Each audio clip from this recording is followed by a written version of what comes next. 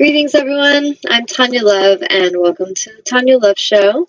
I am just going to be connecting with everyone today on the importance of bringing the shadow energies to the surface, of bringing, secrets in the family, pain, abuse, violence, anything that's causing suffering is what we're going to focus on today. And I've had this come up personally in my life over the last couple weeks.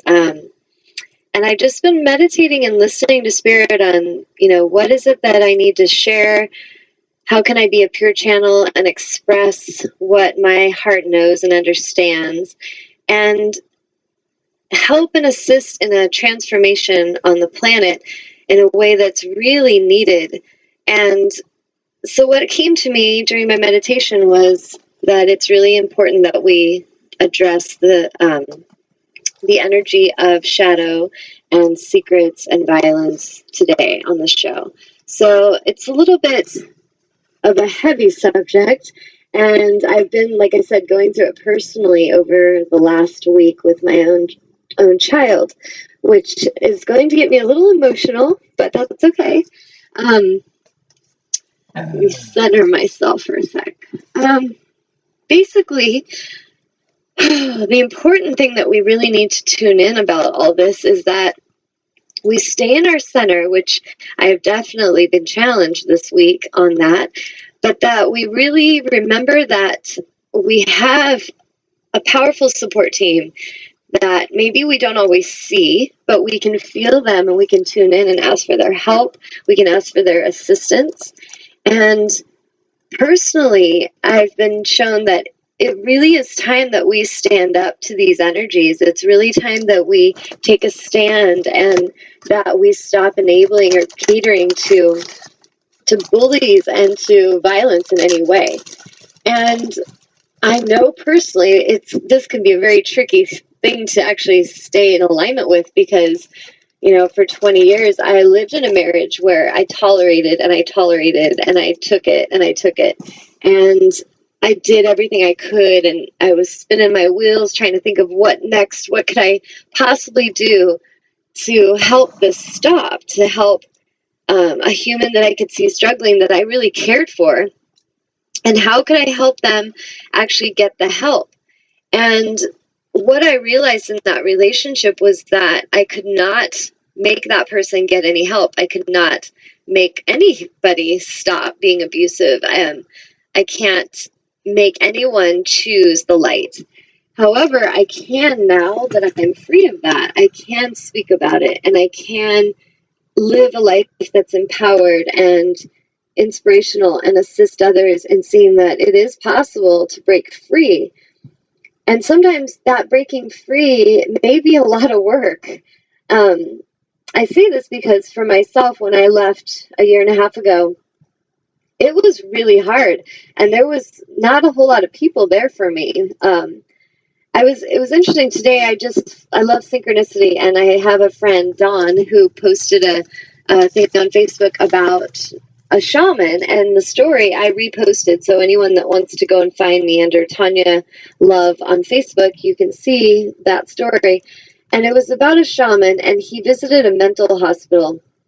And he was there and he was observing the mental patients and the people that were really suffering. And from a shaman's point of view, he saw how our culture, our Western culture, really is missing such an opportunity when humans look like they're under great stress and they are, schizophrenic, or they're going through all these things. They're seeing things, they're sensing things because of their sensitivity. Our culture likes to label that and just call it crazy and put someone in a hospital and fill them up with drugs, or, isolate them in a dark room.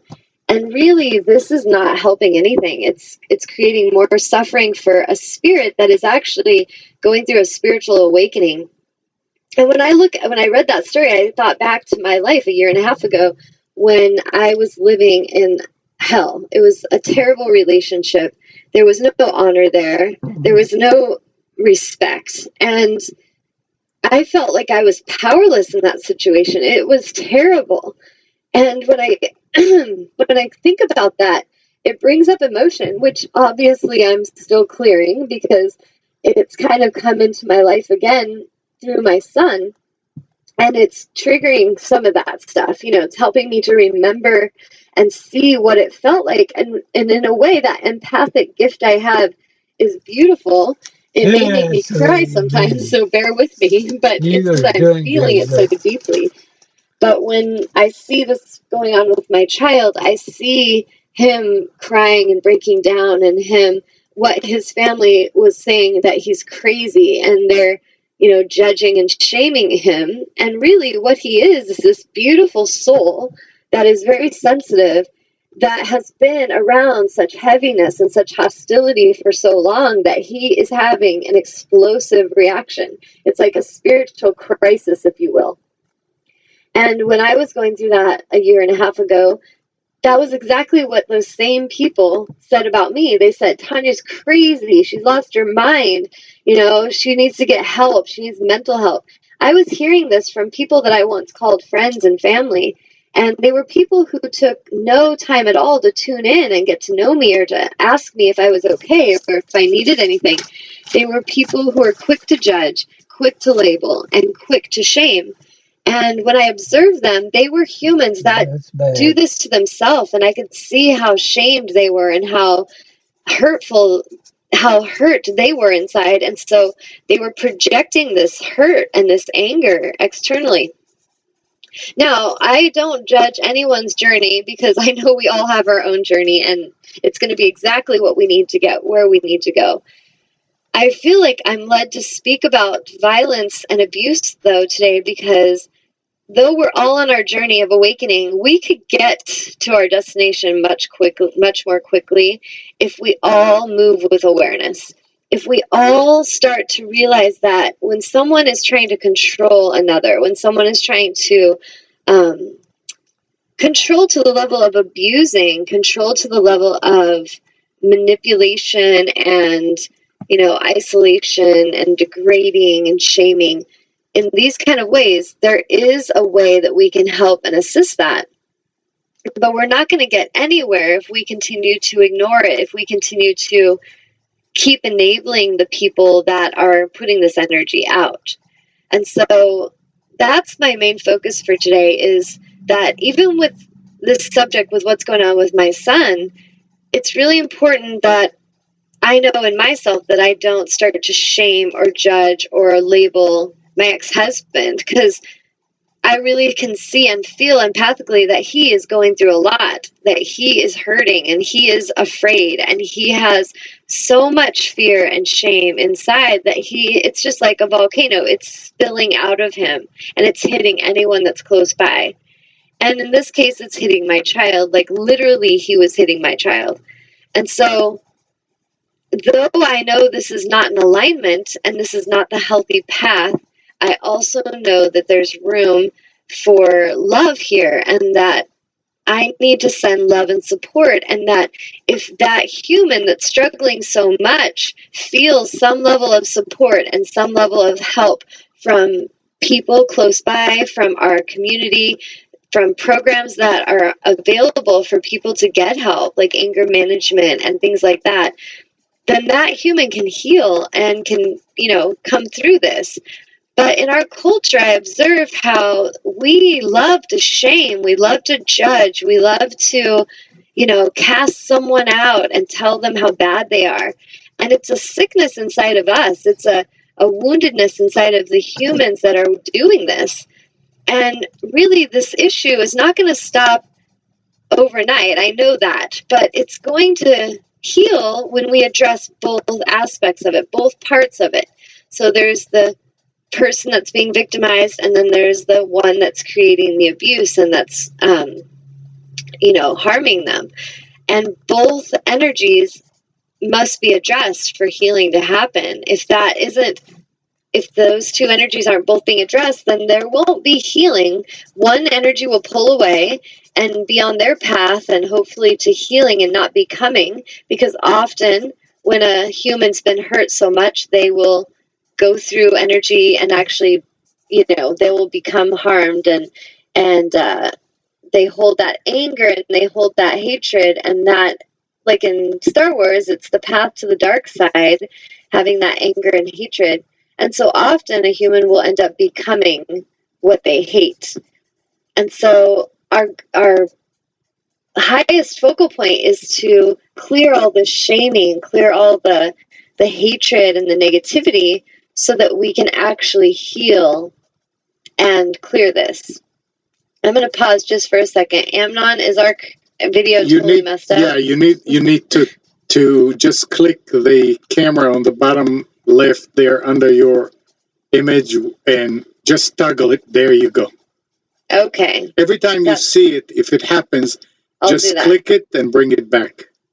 Okay. I noticed I was like looking at the camera part, and then, oh, there I go. Something happened. That's okay. You guys could still hear me. So basically, back to what I was talking about, we as humans have a lot to heal. And for me personally, I would love if any of you watching would like to send love and light my way and my son's way and my ex-husband's way, because this is really a healing that's needing to happen at a soul level for all these individuals that have been affected. And this is just my family, but when I look at it, it's something I've lived with most of my life, and I've observed it on this planet for so long. And I know that it's not necessary any longer. I know that its time has come to be cleared.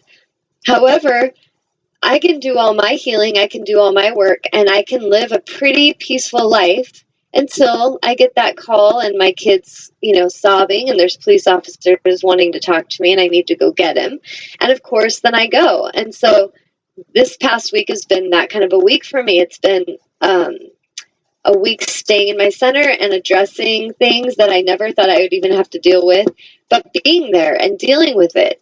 And what I've observed is, like, there's been amazing, beautiful miracles of people helping. And then there's also been this counterproductive energy of, just our societal, like even the justice system amazes me, of how it's really doesn't feel, and I trust my feelings, and it doesn't feel like it's truly set up to protect the ones that have been harmed.